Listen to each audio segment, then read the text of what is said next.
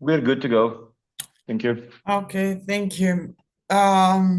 Okay, good evening, wherever you are. In Europe, it's good evening, good morning in the States, where most of our colleagues at SMR are essentially. I don't know about you, Borna, but I think you're there as well. Uh, wait. I can see myself on the stream. Okay. Is it good now? Yeah. I must have started the stream as well on YouTube.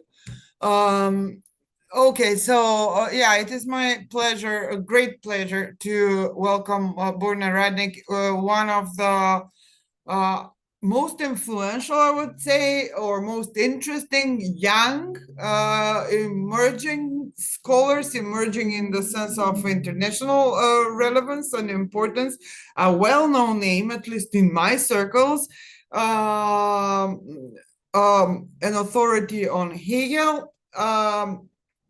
He will speak of Hegel, on Hegel, by embedding the discussion in the wider historical materialist Marxist framework of things.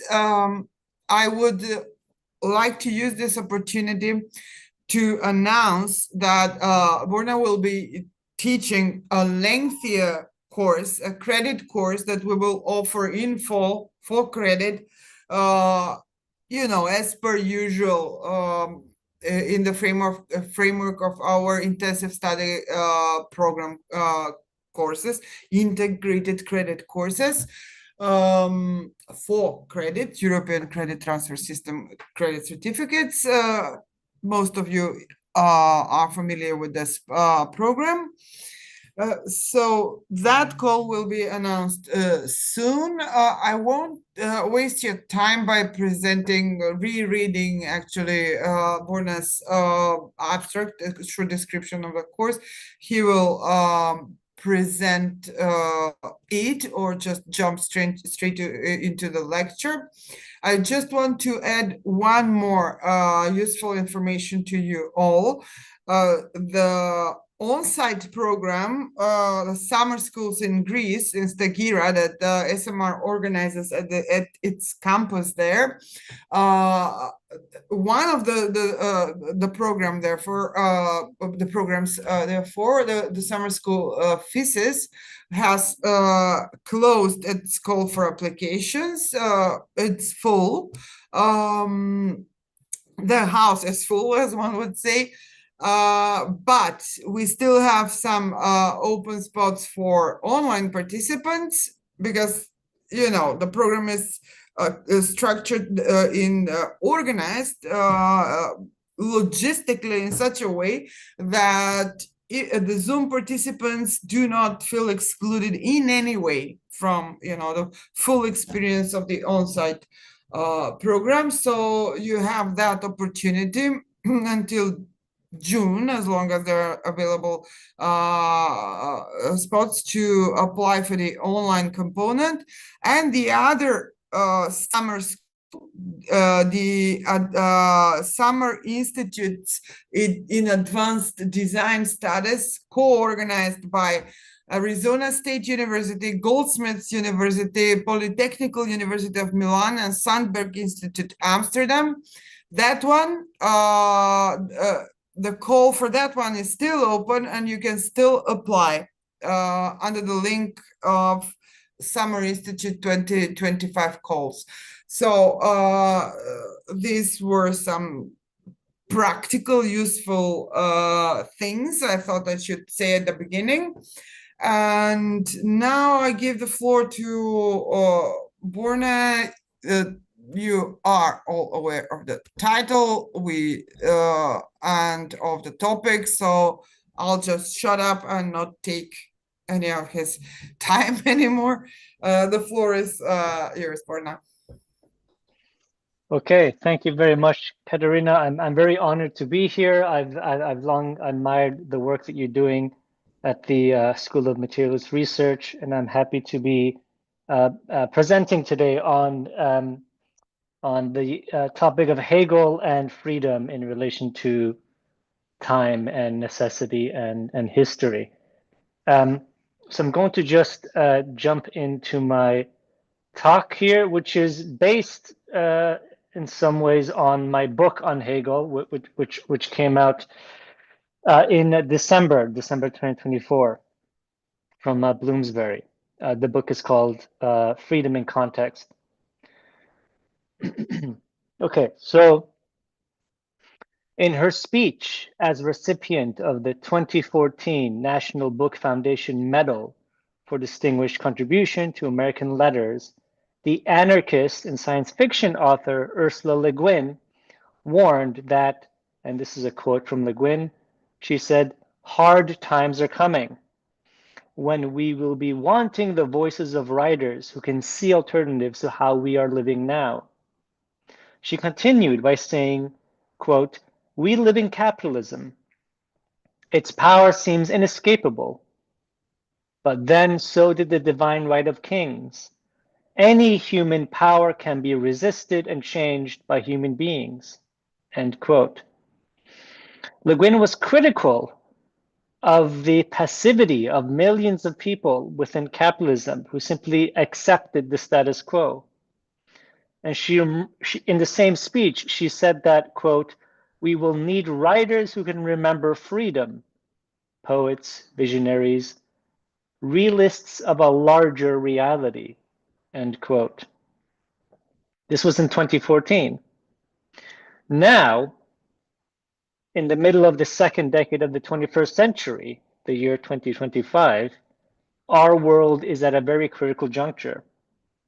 It is a world rife with ever-increasing socioeconomic and political contradictions, antagonisms, and issues. Le Guin's warning of difficult times ahead proved very prescient. We can only kind of note that now we're seeing the rise of far right-wing nationalisms across the world. Donald Trump's win in 2016, and of course, more importantly, in 2024. We had Brexit in the UK, the COVID-19 pandemic and its economic fallout, Russia's war on Ukraine, and of course, Israel slaughtering Palestinians by the thousands in Gaza and the West Bank.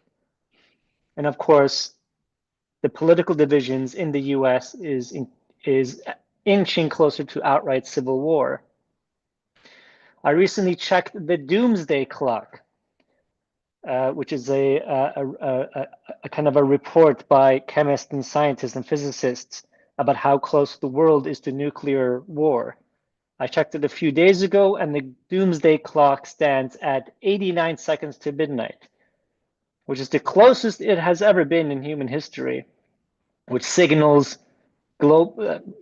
it basically points to how close we are to global nuclear catastrophe.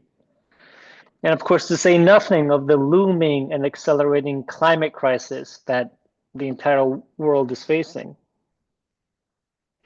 But to echo Le Guin, to go back to her original point, she remarked that we need people who remember freedom. However, we should pause here and think, well, what freedom? What sort of freedom are we talking about here? Freedom for who and to what end? Today, the concept of freedom is so riddled with ideological connotations that it seems politically and socially empty to talk about freedom in a real sense.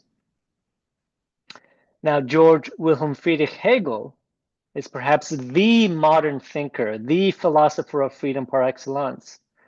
And his thought has risen back to prominence amongst very different scholars in the last 20 years or so, who claim his legacy for their own projects.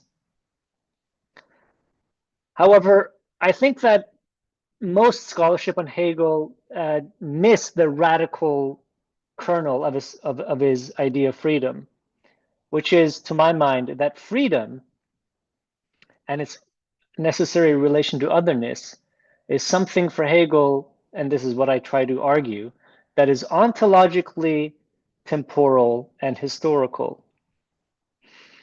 And so the universal idea of freedom for Hegel is, of course, not an abstract ahistorical concept that is separate from the specific social relations and the material conditions of any given moment in history, but these very particular contexts condition and factor into what is essential for universal freedom.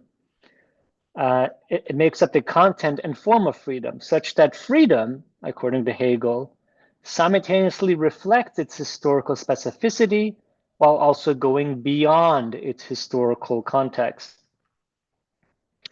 And so what I show in my book, and also what this course is going to be designed around, is a seminar that seeks to interrogate Hegel's idea of freedom from these different angles.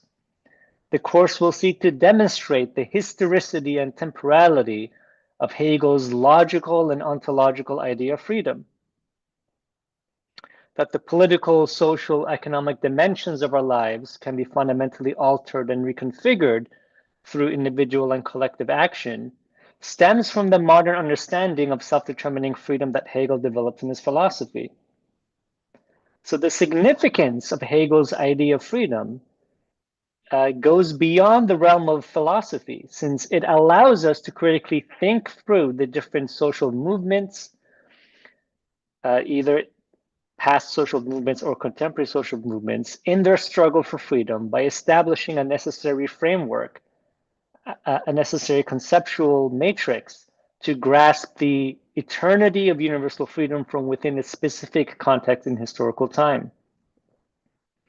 In our contemporary historical moment, that is in the 21st century, as I was saying, we see a lot of political uncertainty and economic crises. And so the crucial lesson of Hegel's thought of freedom, its historicity and universality, is not only vital at the moment, but it is ever more necessary. So freedom is a very elusive concept. In her book, Freedom and Unruly History, the historian Anna-Lee de Gin notes how our contemporary understanding of freedom as the individual ownership of inalienable rights without government interference is a relatively new definition of freedom, which began in the 19th century and gained prominence in the 20th century. So how do we know that the political freedoms we supposedly enjoy are reflective of an actual genuine freedom? Slavoj Žižek suggests that the so-called freedoms we espouse, such as democratic rights and freedom of choice, these sort of freedoms, he says, quote, serve to mask and sustain our deepest unfreedom because, and this is Žižek, he says, quote, feel free because we lack the very language to articulate our unfreedom. Žižek's observation of the ideological mystification of freedom further emphasizes the general confusion surrounding the meaning of freedom, a confusion which has been exacerbated in recent years. So we might feel free, but how exactly do we know that we actually are free? How can we be certain that the freedom that we feel is actual and real, as opposed to illusory or a mechanism of ideological control by capitalism, for example? In short, how can we ascertain any sort of certainty that our self-awareness of our freedom is valid and true? Well, to try to answer this sort of question, we first have to understand what exactly is freedom. What do we mean when we use the word freedom? Is it, for instance, an opportunity to select and choose one option among many other options? And this sort of freedom is what we call freedom of choice? Well, remarking on the evasiveness and ambiguity of the concept of freedom, Hegel recognized, and this is a quote from Hegel, he says, no idea is so generally recognized as indeterminate, ambiguous, and open to the greatest misconceptions, to which therefore it actually falls prey, as the idea of freedom. And no idea is in common circulation with so little consciousness of it. Arguably, perhaps no other thinker of modernity, such as Hegel, has tried to work out the complexities and contradictions of the meaning of freedom. However, Hegel rejects the idea of freedom, which we normally associate with freedom of choice, or the idea of freedom that we referred to a moment ago, the idea that freedom means having no government involvement.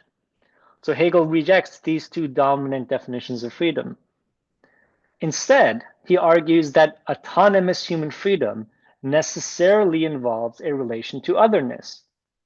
He maintains that individual freedom is fully realized in the governing state through its social and political institutions. So anticipating Annelien de Gin's study on the etymology of the concept of freedom and its different political meanings, Theodor Adorno already remarked that the idea of freedom is not separate from history because, according to Adorno, freedom is, he says, quote, a product of history and has altered with history. And so the inseparability of the idea of freedom with history implies that any philosophical analysis of freedom must not only consider the different ways that freedom has changed with history, that is the meaning of it, the way it's expressed in different societies, but it must also take into account the historical, social, political, and economic contexts that inform and shape these different understandings of freedom. In this sense, the idea of freedom reflects its historical context and its situatedness in time, while at the same time, the historical period in question is reflective of a particular concept of freedom.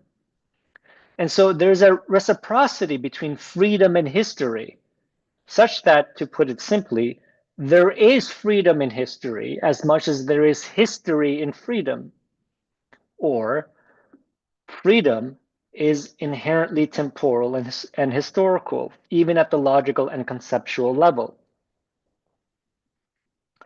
So, as I demonstrate in my book, and what we will be covering in this course, in the seminar series, is to not only demonstrate how the historical context is constitutive of the idea of freedom in Hegel's thinking, but that Hegel's idea of freedom as a philosophical idea is itself temporal.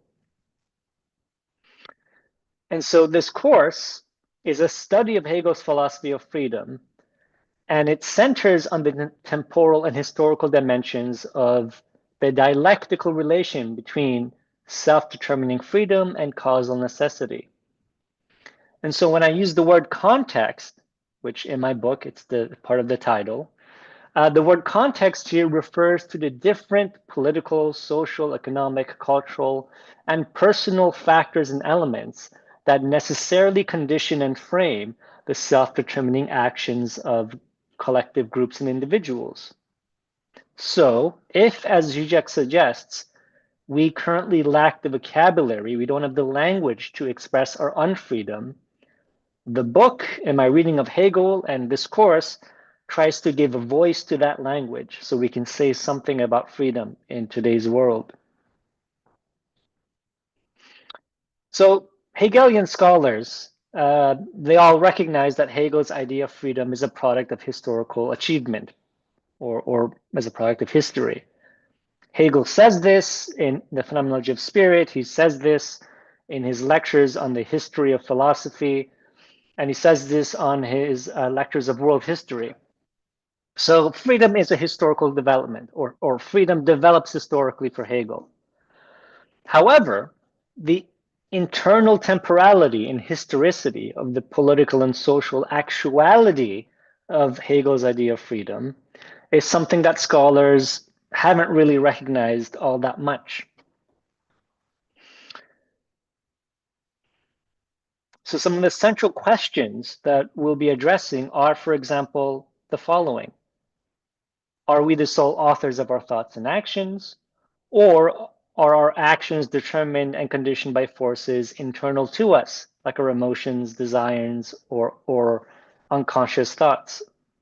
Or are our actions determined by forces outside of us, such as society, political institutions, environmental and cultural factors, material conditions, and so on. So whether we determine cause or actions, as opposed to being determined by factors that are beyond us, this, of course, is the classical problem of free will versus determinism. So if our actions are determined and conditioned and caused by things outside of us, which are outside of our own free will, then we are not the sole authors of our actions, but are determined by other things. If our actions are determined by external circumstances, then it cannot be said that we could have done otherwise, because our action was caused by and therefore is a product of and a result of a necessary chain of cause and effect that exists beyond our control. So what I argue in the book and what this course tries to present, or at least a sketch, is that the relationship, the essential relation between self-determining freedom and causal necessity in Hegel's thought is simultaneously a historical, temporal, and logical and ontological process. And so I argue that Hegel's idea of freedom, which Hegel gives a full formulation of the idea of freedom, he calls it being with oneself in one's other.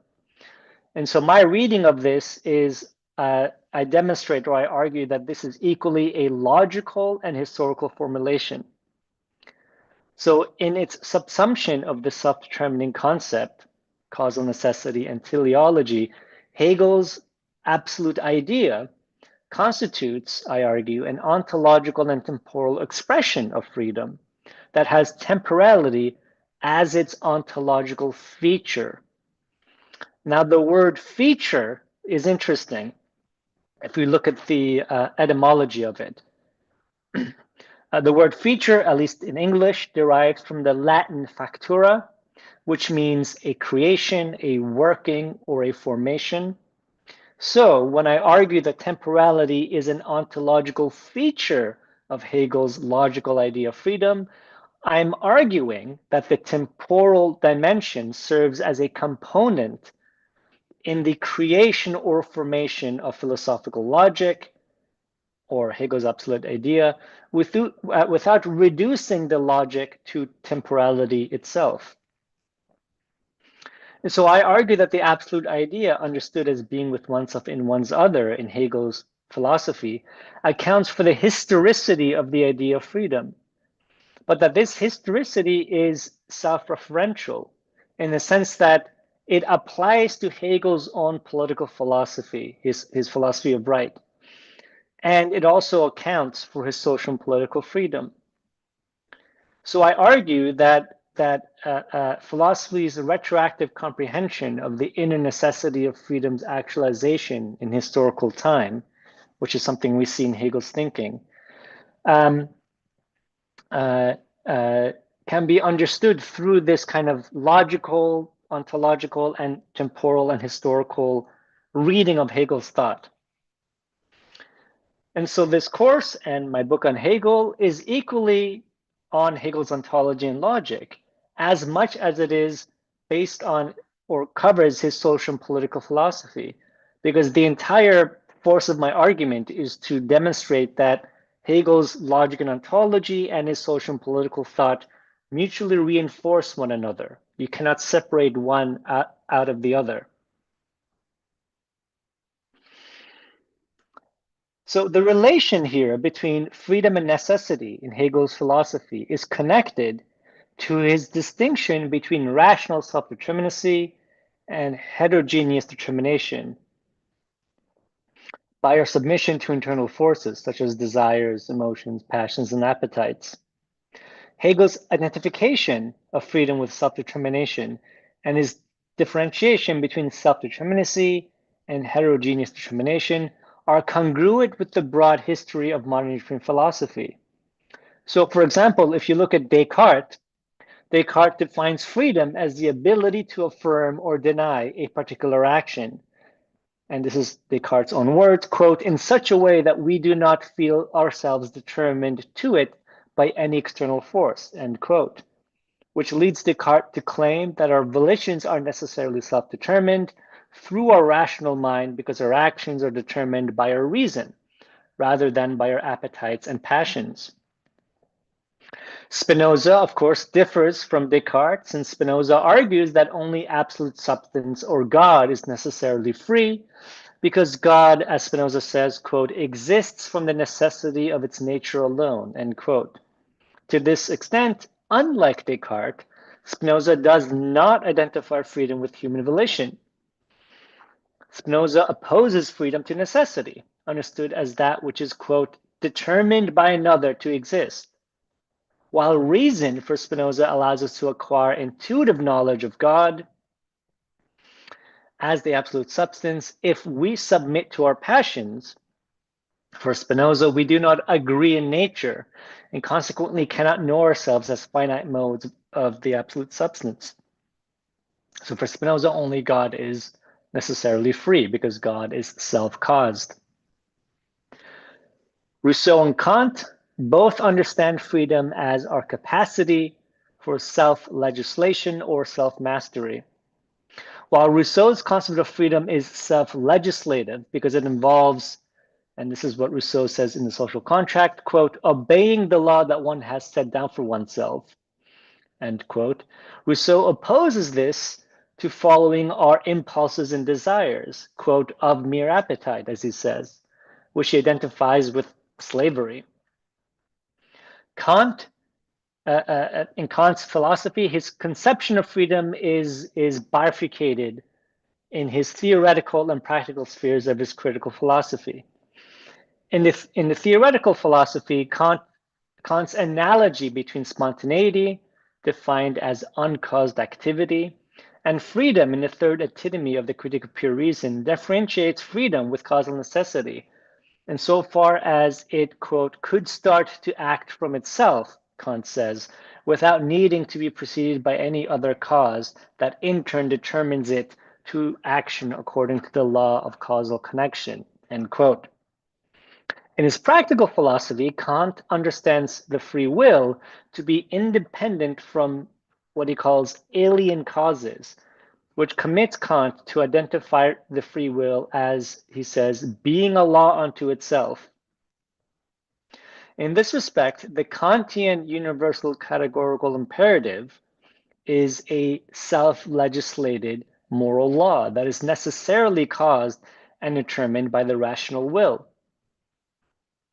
Kant opposes the rationality of the self-ruling free will with our emotions and desires, since only through our reason, for Kant, do we affirm the categorical imperative to act, such that, as Kant famously says, right, the maxim of our will could always hold at the same time as a principle or as a universal principle in a giving of a universal law. So, like Descartes, Spinoza, Rousseau, and Kant, Hegel distinguishes self-determining freedom, which is necessarily self-caused through its activity, from what is contingent and arbitrary. Because Hegel, like those before him, associates what is contingent with what he calls natural drives, which he understands human emotions, desires, and inclinations. So freedom for Hegel is, as he says, quote, determined in itself in an internal manner and thus equally necessary, end quote. So Hegel identifies freedom with necessity in some respects. And so Hegel's theory of individual human free will, however, breaks with Rousseau, Descartes, Kant, and Spinoza, because Hegel extends the relation between necessity and freedom, understood as necessary self-determination, to encompass both the content and form of the free will, rather than only constituting its actionable content. Indeed, for Hegel, any action whose content is determined either internally through our desires or passions, or externally by forces or circumstances outside of us, cannot be said to be free, because its content is dependent and contingent upon something other than self-determinacy, which contradicts freedom. Similar to Rousseau and Kant, Hegel affirms that our free will is an activity that has self-determining freedom as its object and aim. And so the free will, Hegel says, so this is Hegel's famous formulation, right? He says the free will wills the free will through the process of realizing its ends by externalizing its and this is Hegel, by externalizing its subjective determination into an objective one, without negating its subjectivity in this process. Since the very aim, the object, and content of freedom for Hegel is self-determining freedom itself, this constitutes Hegel's understanding of freedom as an idea, since the idea is for Hegel the unity of the concept and objectivity. So the idea of freedom in Hegel's thought is not an abstract mental representation we have in our minds, which is independent of the external world. That is, the idea of freedom isn't just an idea like any other idea. Rather, the idea of freedom is concrete for Hegel, since the self-actualizing concept determines itself as reality. And so for Hegel, freedom is not an idea we have about ourselves. Rather, it is the universal essence and an ontologically constitutive part of what it means to be human, according to Hegel. However, since we are confronted with a world outside of us, this externality contradicts the self-determinacy of our free will in its goal to actualize itself. To resolve this contradiction, Hegel, of course, argues that freedom must necessarily relate to and include and overcome otherness within itself, since, as he says, freedom proper is, quote, not merely an independence one of the other, outside the other, but it is one within the other. It attains actuality not by fleeing from the other, but by overcoming it. In this context, the word other or otherness refers to anything that is differentiated from the self-determining activity of the free will, such as particular human needs like hunger, the realm of nature and the environment, and indeed our relationship to other free-willing individuals in a social context. In this necessary relation of self and otherness, which informs Hegel's understanding of freedom as well as the free will, we can understand this as Hegel's formula of being with oneself in one's other, which he says is to will something determinate, yet to be with oneself in this determinacy, and to return once more to the universal. Or, and this is another phrasing of the same thing, Hegel says to be at home with oneself in one's other, to be dependent upon oneself, to be the determining factor for oneself. Although Hegel argues that the idea of freedom is the essence of being human, the realization or the actualization of this inner essence in our social and political institutions results from an ongoing, progressive historical process that, of course, develops itself in stages. This historical development in Hegel's philosophy is as what he calls the necessary movement of world spirit, which occurs in historical time. And within spirit's unfolding in history, this movement becomes progressively self-conscious of its own self-determining activity, of its own freedom. And so if we note that Hegel uses two different words for history in the German, and I'm going to probably mispronounce the German here, so I apologize. He uses the word die Historie, which is kind of the common usage of the word history, and die Gestalt, which is has more philosophical significance. This latter understanding of history for Hegel is important because in that conception of history, what remains in the past for Hegel isn't simply of the past because it remains culturally present. So ideas, thoughts, and concepts of historical events that have taken place in history are preserved within the cultural formation of our contemporary historical moment. And so although this conception of history as the Gestalt is identical to Hegel's understanding of natural time, since they both develop in chronological sequence, there's a distinction between natural time as Hegel conceives it and history, because history involves the narrative form. The narrative form for Hegel implies the necessary connection between disparate or different shapes or moments of history. And it gathers these moments together in a cohesive, intelligible sequence. And so the difference for Hegel between natural time, understood as the passing of finite moments, right, in a sequence, and history as a narrative, is that for Hegel, it is only in historical time that philosophy is able to retroactively grasp the inner necessary movement of what he calls the absolute idea of freedom in its historical development, and differentiate that movement from that which simply contingently happens in history. And so when it comes to the word spirit, Der Geist in German, of course, we have to remember that Hegel uses this word to refer to both the individual mind or intellect, which is what he kind of calls subjective spirit, and he also uses the word spirit to refer to the embodiment of social customs and laws and institutions, which he calls objective spirit. And lastly, Hegel uses the word spirit to refer to cultural practices that makes the unity of spirit as a self-differentiated conceptual and relational whole intelligible, what he calls absolute spirit. As an ever-advancing process, world spirit, or as absolute spirit, is also a self-determining movement, because it creates and forms itself by manifesting its implicit essence in external reality, in temporal succession and spatial extension.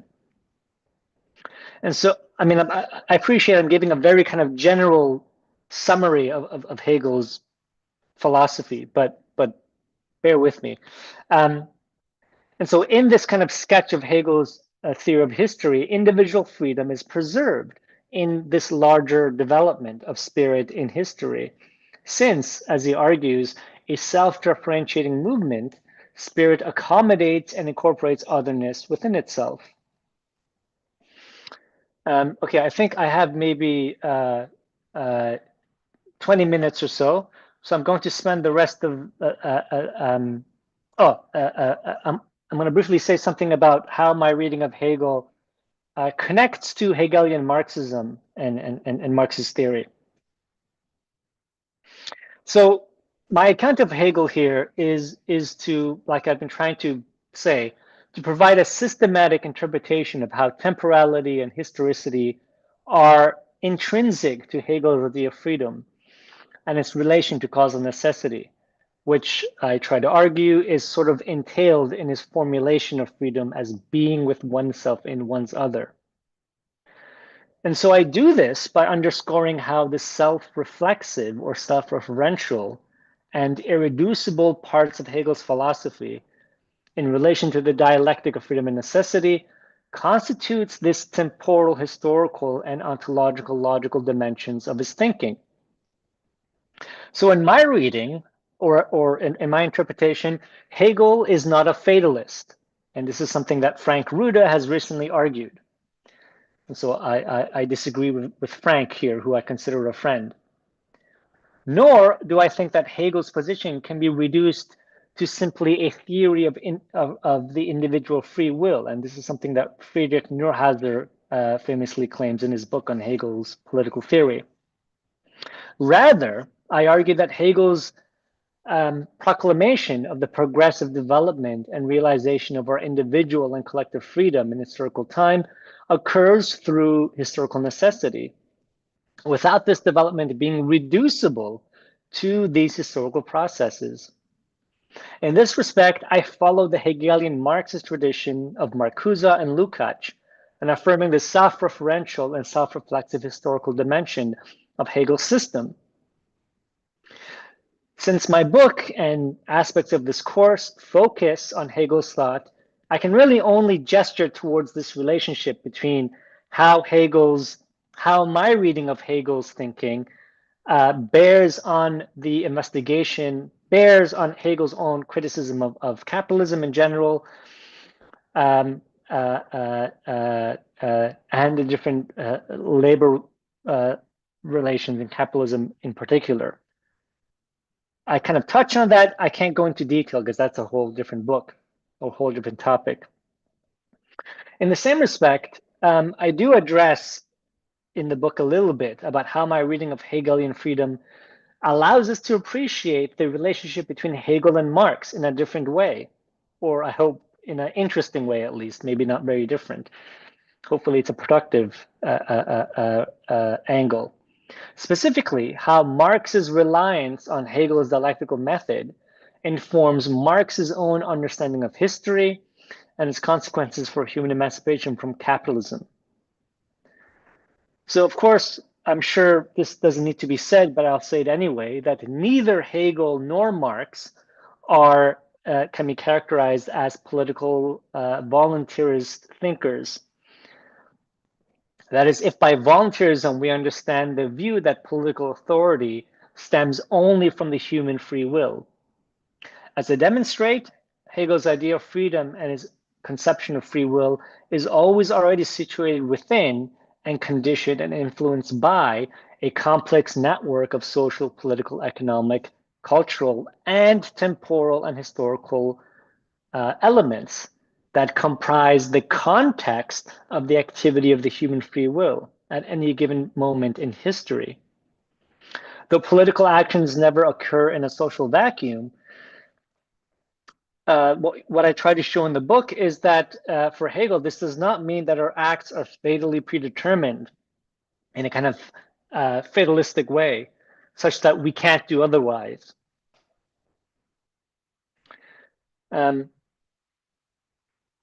So while I cannot go into detail, unfortunately, into how my systematic reading of Hegel's historicity of freedom as a social actuality is adopted, extended, and developed and criticized by Marx and Western Marxism, I think, however, that my reading might help us to rethink this Hegel-Marx relationship in an interesting way. And my hope is that it will posit productive questions and problems for Marxist theory, which could resurrect the tradition of Hegelian Marxism, which has been long out of fashion, and which I think we have to rethink anew. So with contemporary readers of Hegel, such as Catherine Malabou, in some ways Robert Pippin, Andrew Bushwalter, and Slavoj Žižek, I agree that temporality and historicity are internal to Hegelian freedom. I claim that historicity and temporality are not merely present in Hegel's social and political conception of freedom, but that his understanding of the dialectical relationship between freedom and necessity in general is, in general, both logical and ontological, as well as temporal and historical. And so this temporal, historical, and logical, ontological component of this relationship, I argue, is encompassed in Hegel's idea of the absolute idea. In this sense, my work follows Julian Rose, who famously argued that the social import of Hegel's philosophy is only possible to the extent that we can think the absolute idea. I build on Rose's argument by demonstrating how the temporality of Hegel's absolute idea informs our understanding of the significance of the historical situatedness of social and political freedom, and how our free-willing actions can and do transform and overcome the many social relations and political and social economic conditions that factor and impede the actualization of our self-determining freedom. And so I'm just going to quickly conclude here by saying something about this, about how what I hope that the book and the course tries to offer, which is not simply just a reading of Hegel in relation to debates with other thinkers about freedom, but that this idea of freedom in relation to history and time is a very lively and important topic. Because freedom is a constant struggle. as Assata Shakur famously declared, Assata Shakur, the famous Black Panther, she said, "No one in the world, nobody in history, has ever gotten their freedom by appealing to the moral sense of the people who were oppressing them."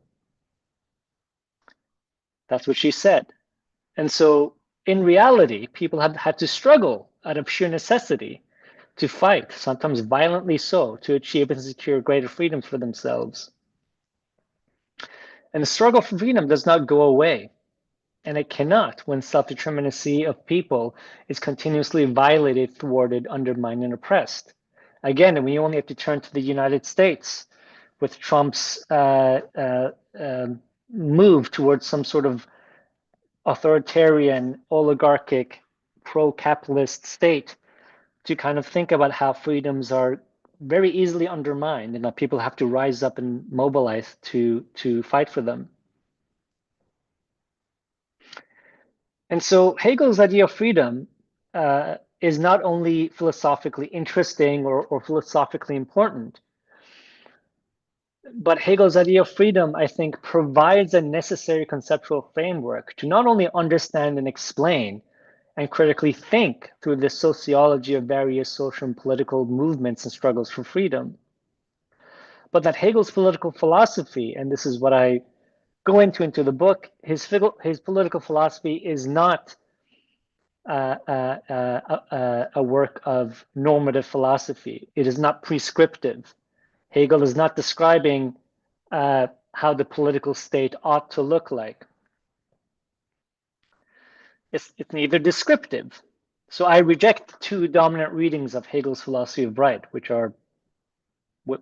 both are based on a fundamental misunderstanding of how temporality and history work in Hegel's idea of freedom. If freedom is indeed a perpetual struggle, if it is something that we collectively fight for at different times and in different contexts, in different cultures and societies, then the realization of self-determining freedom as an ongoing historical process is something that we are still today very much participating in.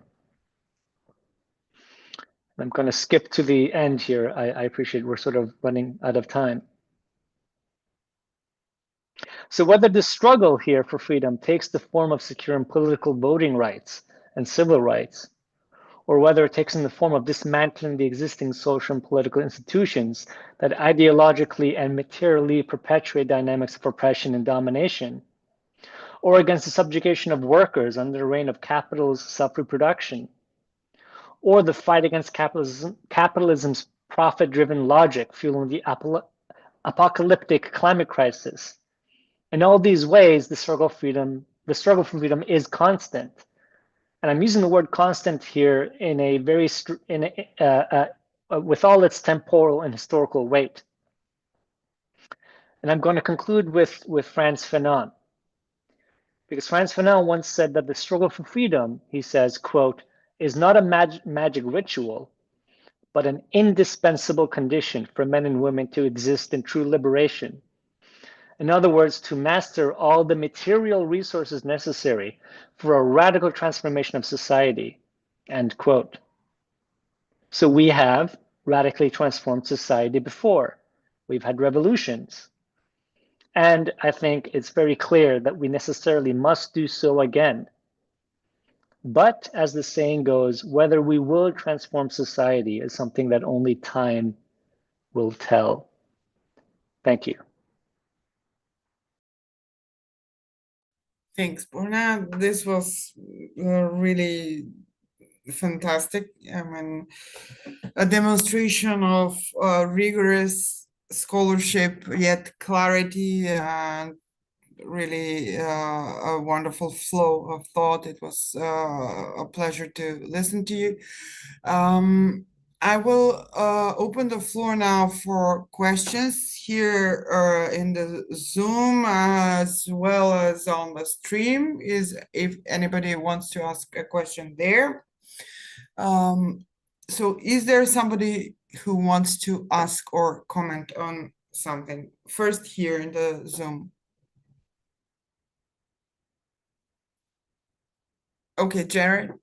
I'll go ahead. Thank you. And I'm a high school teacher, and I'm working on a PhD in education. And I've been trying to apply McGowan to education and how we can rethink sort of the structures. So just listening to you, Dr. Radnik, I've been thinking about, I wrote down a little bit of just how your basically what you described is freedom as a historical achievement shaped by necessity and context, about how we can rethink the role of education, and not just society, but education in general. And sort of this neutral transmission of knowledge, this banking model that's so prevalent in education, but how we can rethink that as a site where historical forces shape what and how students come to know. So rather than a question, I just had sort of a comment about how useful your lecture is going to be to my own research. Okay, thank you. I mean, that's very kind of you to say, and that's interesting. I mean, I hope in some ways it was relevant or useful to how you're thinking about education. And I'd be curious to hear more about your work, actually. Thank you very much.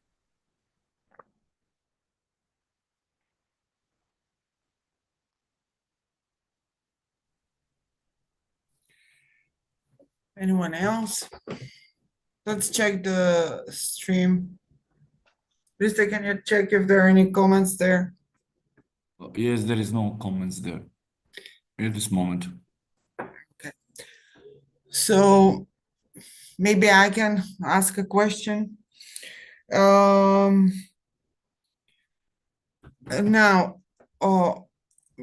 this question pertains to the concept of state in Hegel.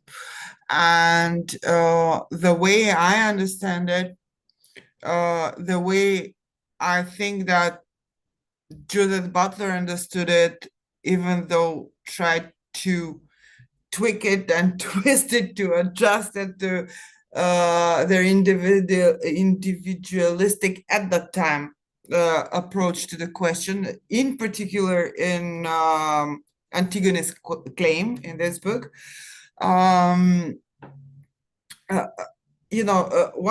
could witness there in Butler's book this struggle to kind of demonstrate that Hegel could be an ally, but it's a rather convoluted expression, let's say, formulation of arguments, and bringing in Hegel into this defense of certain revisions in society that Butler proposes there, in particular the role of the father, then the status of the Lacanian concept of phallic power, etc., etc. All of that somehow wrapped up in this kind of Hegelian argument, which nonetheless necessitates critique, because Hegel concept of the state is in a way conservative. What Hegel proposes is basically, so that is why Butler's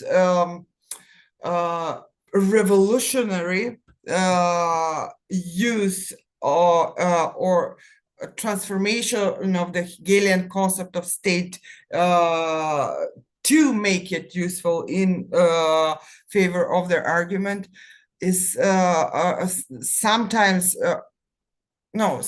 invites criticism as well. So it's kind of a complicated relationship there that we witness there.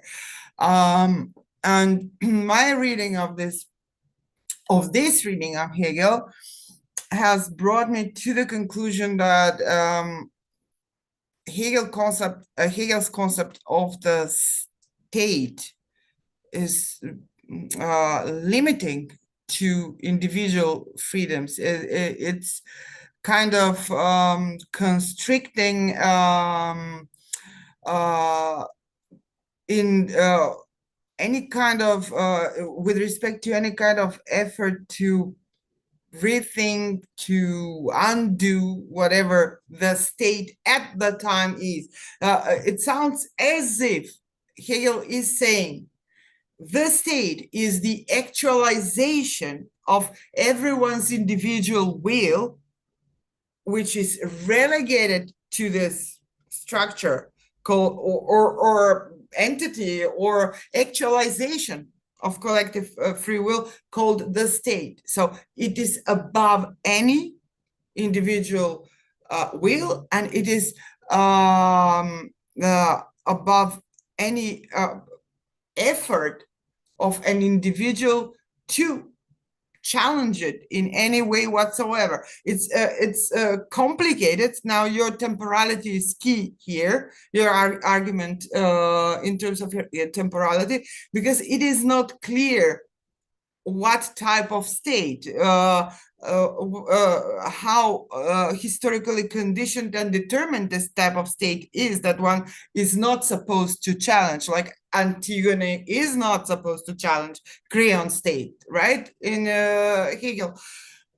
So if we take this like trans-historical or super-historical model of understanding the state and the relation of the individual to the state, where do you find the potential in Hegel concept of the state, to be more specific, to challenge certain forms of statehood within given historical contexts, considering that he talks of, or writes rather, of an almost atemporal concept of state that could and should never be challenged by any revolutionary subjectivity such as Antigone is. So yeah, it's kind of this ontology of freedom seems to offer some sort of a revolutionary potential, especially when understood on the level of human subjectivity, even if objectivized into certain social forms, such as state. On the other hand, there is so much constriction, and simply our hands are tied when we try to work with the concept of state in Hegel and try to imagine how one could challenge a certain state, a certain formation of a state, a repressive state. It sounds as if there are no repressive states in Hegel. This is my problem with his concept of state, and how do we fit in the understanding of freedom that you and Rose, for example, make use of in Hegel, this concept of freedom. So yeah, it's sort of like thinking out loud and having a dilemma, more of that sort of a comment than really a question. I mean, if you could comment back on this. Yes, thank you. No, this is a common. I mean, it goes back to how you read Hegel's political philosophy. So the sort of traditional view, which is not taken seriously now by I mean, ever since the 70s, Hegel scholars don't take it seriously. The idea that Hegel's philosophy of right so Hegel wrote the philosophy of right and he lectured on it in the 1820s. And what you find in the Hegel, in his theory of the state, is a defense of monarchy, which is kind of roughly based around, people think, oh, this is just a defense of the very repressive Prussian state of the 1820s. The issue with that reading of Hegel, which is to say that Hegel just simply defends the Prussian state of the 1820s, is that there's in Hegel's philosophy of right, there are crucial differences, right? The kind of society he's describing has more has a free judicial process. There are more sensible freedoms that he talks about in his philosophy of right. The point being, there are enough differences between his philosophy of right and his theory of the state and the 1820s existing conservative state of Prussia at the time to completely reject this idea that Hegel is just defending the existing political status quo of his own time. Okay, that's one thing to say. The alternative, and this is what you see all the time, is the sort of liberal reading of Hegel, where they read Hegel's philosophy of right as not defending a Prussian state or anything, but in some ways being a sort of defense of a certain form of liberal communitarianism or something like this. This kind of reading became famous in the 1980s and early 1990s. Everyone from Habermas to Robert Pippin, Charles Taylor, and others kind of defended this view. And this reading of Hegel's political theory and his theory of the state interprets his idea as a, in philosophy, we call this a kind of normative political theory, right? It's a political theory that is meant to describe how society should look like. If you take that reading, then of course your criticism, and this is what a lot of people criticize Hegel for, they say, well, if you take a normative reading of Hegel's political theory, then he's conservative because he's defending monarchy. He's defending this idea that, as you say, individual free will is realized in the state, and the state is the ultimate. And of course, at the head of the state, you have a king, you have a monarch, right? So if Hegel's political theory is normative, if he's giving you a theory of how society should be like, then it's a very conservative, limited, reactionary theory. My reading, and people like Žižek also kind of maybe read this a little bit. Robert Pippin sort of says this, not really. But my reading is to reject both of these views, right? So I read Hegel's political theory and his theory of the state as essentially being both descriptive of 1820s Prussia and being normative. So I reject those two models I just described by combining them. Because I think if you look at how time and history work within Hegel's philosophy, and I try to show how his conception of philosophy and historicity applies to his own thinking. What this means is that in Hegel's political theory of the state, again, it's not an accident why he's defending monarchy, because he's defending monarchy because that was the existing sort of political configuration of Prussia at the time, right? He simply points to a few more democratic liberal tendencies here and there. But what Hegel is doing, I think, is he is giving you a theory of how society should look like from a diagnosis of what it currently looks like. In other words, he is giving you a normative theory of the state within the limitations of the existing historical moment. So what this means is that we who read Hegel now and read his political theory, it's a very limited political theory for a reason. Because he's not trying to go beyond monarchy. He can't, right? It's up to, but what that means is we can take Hegel's ideas and we can apply them to Hegel himself. We can, in a way, go beyond Hegel by using Hegel's philosophy. So, for example, Hegel was aware of capitalism. He wrote about the capitalist mode of production, but he didn't appreciate, he couldn't, because he didn't live to see the Industrial Revolution, he couldn't see the internal contradictions within the capitalist mode of production, within the social relations that capitalism created. So there's a limit to Hegel there, but you can go beyond Hegel with Marx and Marx's contribution of the critique of capitalism without necessarily needing to break with Hegel's dialectical thinking. So to kind of summarize what I'm trying to say here is there's a reason that Hegel's philosophy of right doesn't end with a theory of the state.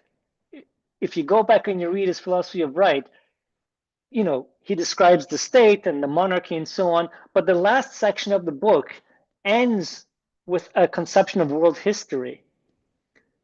And so, as some other readers have pointed out, what this means that Hegel was fully aware that his own political theory that he was describing is true for a certain moment of period in human history, and that it will transform and it's going to be reformed and changed, right? So, for example, I know that Axel Honneth wrote a book maybe 10 years ago on freedom and democracy, where he tries to do what Hegel did in the philosophy of right by kind of doing a similar sort of thing, where he tries to give a democratic welfare theory of the democratic state using Hegelian concepts.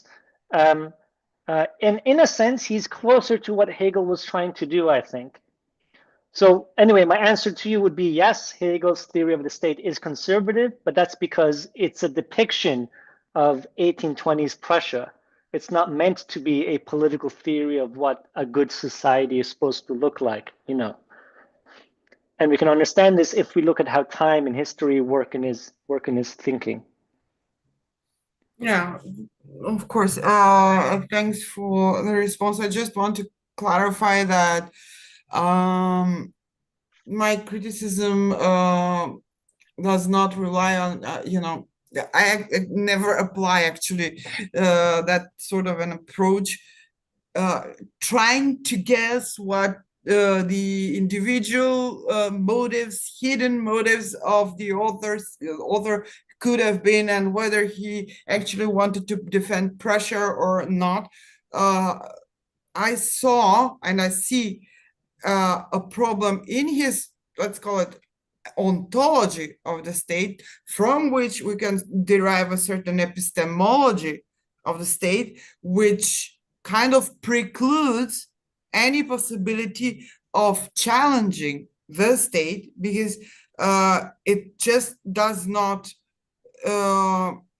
make sense ontologically. It just goes against its ontology. It would contradict the movement of spirit. So I see the paralysis there, I would say, and that's why I chose his interpretation of Antigonus' case, the myth and the tragedy of Sophocles, dedicated to Antigonus. I chose that example rather than, you know, some classical passages from his philosophy of right, because and I did mention that I see a problem there in his use of this story, this myth. It's not a parable, basically. It's kind of a model that onto which he projects or applies his theory. The conflict between Antigone and Creon, as if this was a perennial situation, and you know, you cannot place it into any particular historical, materially conditioned context.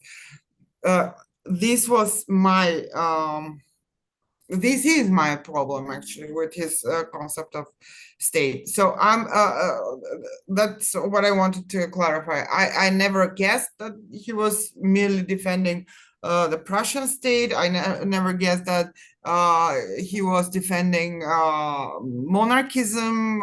I allow for the possibility that he allows for the possibility that there would be other historical forms of statehood. It seems to me that, you know, he would challenge, he would criticize any challenger of the state in any given historical period. This is right. I see. Yeah. Where I see a problem. Do you have a response to this?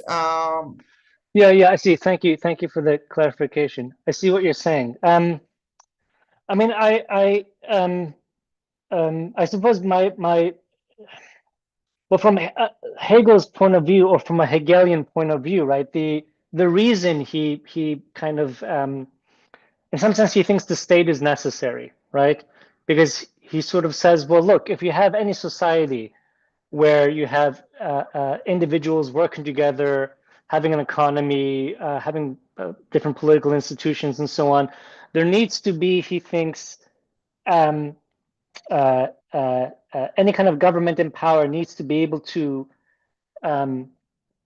incorporate the individuals within it in terms of not just in terms of recognition, because I think that's overused when we read Hegel in some ways, but in terms of reflecting back the individuals within the universal, if you like.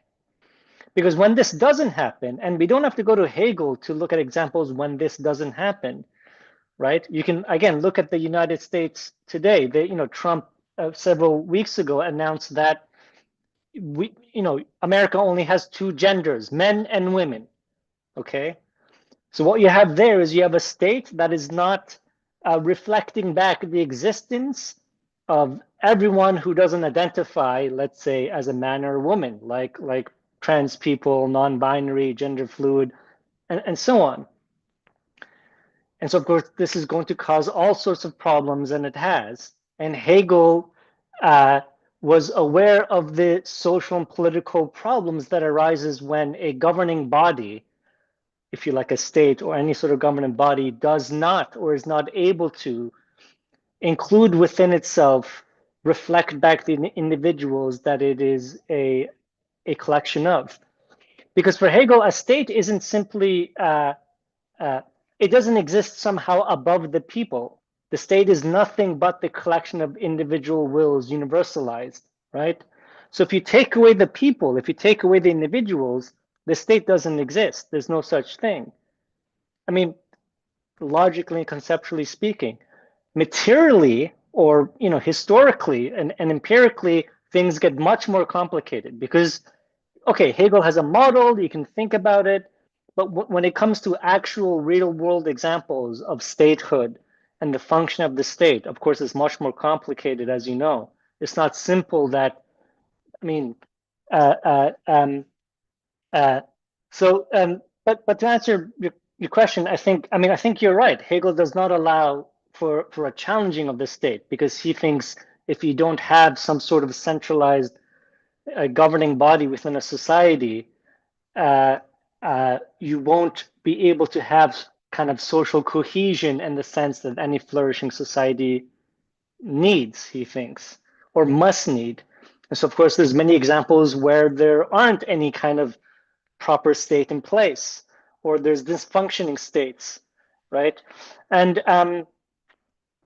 but I guess the question would be, well, two questions. One would be, what sort of challenge are you maybe thinking of? I mean, are you maybe thinking more in a anarchist or a criticism of political statehood, or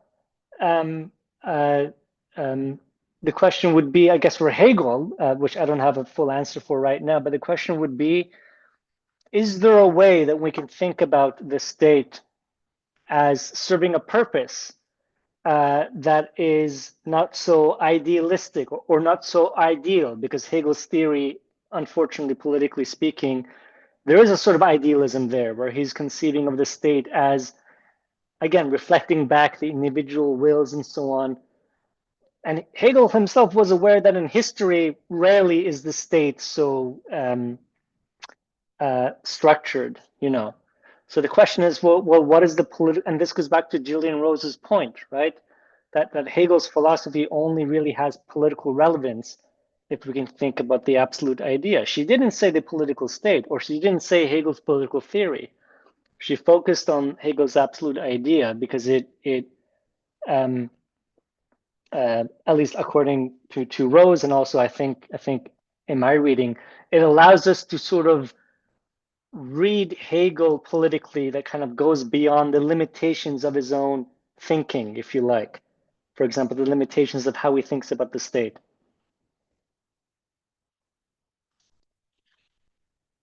I see, yeah.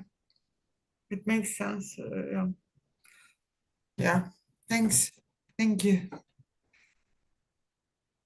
You're welcome. Anyone else? Let's check the stream.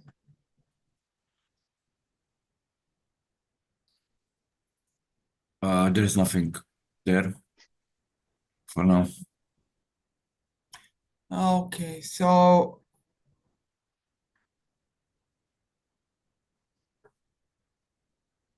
if there is no one else to comment or ask any further question, should we end this session, Borna?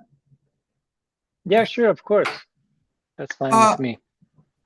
Okay, great. So just a reminder that you know, this one there will be a wonderful series of this lectures such as this one. Next fall we will launch the call soon, within a month or so, because we have many speakers this year in the program, so we have to coordinate among everybody. So you will have the chance to take Borna's class of credit and, you know, dive deeper into his reading of Hegel, which is really interesting and inspiring. And as I said, I mean, I saw the emancipatory potential in what you were talking, how you were talking about Hegel. I was just a little bit frustrated as to how to reconcile it with the concept of state, so I had to ask that question. But putting that aside, this is really truly exciting reading of Hegel, and I personally look forward to listening to the classes as well. So yeah, we end here then, and we will see Borna and the rest of you in fall. The dates will be announced soon. So Great, thank you so much. thank you. Thank you.